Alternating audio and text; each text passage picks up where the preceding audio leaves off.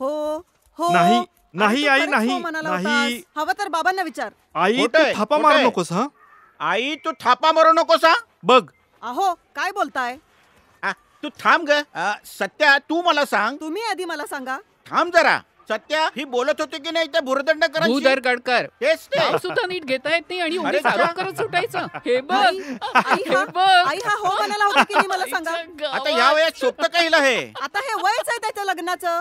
अगं तू थांब का जरा. अहो, तुदू थांब सत्या, काय? तू मला सांग ही बोलायला गेली होती की नाही त्या भुर्दंडकरांशी? भूदरगडकर तेच मित्र ते. आजीला म्हणतोय की लग्न कर त्यांच्याशी. अरे वय काय आहे तिचं? 70. ते मलाही माहितीये. मग विचारताय कशाला? या वयात शोभतं का हे? एक्सपेरिमेंट करून बघायला काय हरकत आहे? अर्धी लाकडं मसनात गेल्यावर एक्सपेरिमेंट. कुणाची अर्धी लाकडं 20 वर्ष मरत नाहीये मी. आजी तू बोल, आपण कोर्ट मॅरेज करू. हे बघ. लगेच आहाहाहाहा.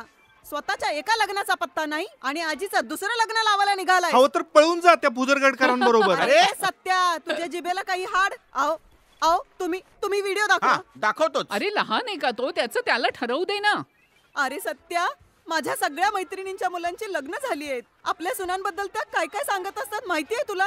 हे असं बिन सुनांचं जगण्यापेक्षा ना मेलेलं बरं. टीव्हीवर इतक्या चांगल्या चांगल्या सिरियल्स लागतात. मला ना त्या जान्हवी सारखी सून हवी होती पण माझी एक सुद्धा इच्छा तू पूर्ण करणार नाहीयेस का?